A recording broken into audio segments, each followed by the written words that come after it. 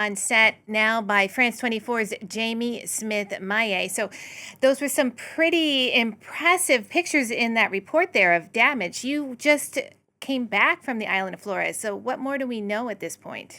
Indeed, I was actually just in the city of Momeri, which we saw there in the pictures just some 6 days ago, on the island of Flores, hit by the significant earthquake. As we saw there, the figures of 7.7 on the Richter scale. It was a relatively serious earthquake at a depth as well, as we saw in the report, which was somewhat shallow. And the depth of an earthquake is really ultimately what shows as to how much impact it will have on infrastructure and also on buildings and ultimately loss of lives.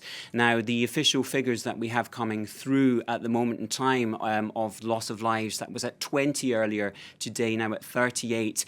But rescue efforts are underway in the region, notably in the city of Momeri, the port city we saw images of there in the north, where part of the departure terminal for the ferry port, the building there itself, collapsed. But there are challenges with the rescue efforts, and that's notably as well because some of this is quite a rural area, notably to the west of that. Flores is an extremely mountainous island. Road structure means it is quite difficult to access some areas where there have also been reports of landslides. And now it is into the evening and the hours of darkness at this time speak. Flores is 6 hours ahead of us here in Paris, so rescue efforts going into the night, which will be relatively difficult. But the national and regional government have triggered a wide-scale rescue operation. And as we saw there in the report, and that you've been mentioning, in Indonesia, notably this archipelago of 17,000 islands,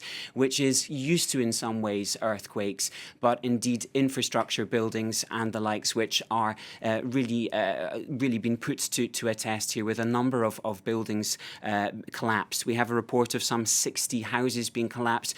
Expectations that these numbers will potentially rise as we go into the night, but we'll have to wait until tomorrow really to get a fuller picture.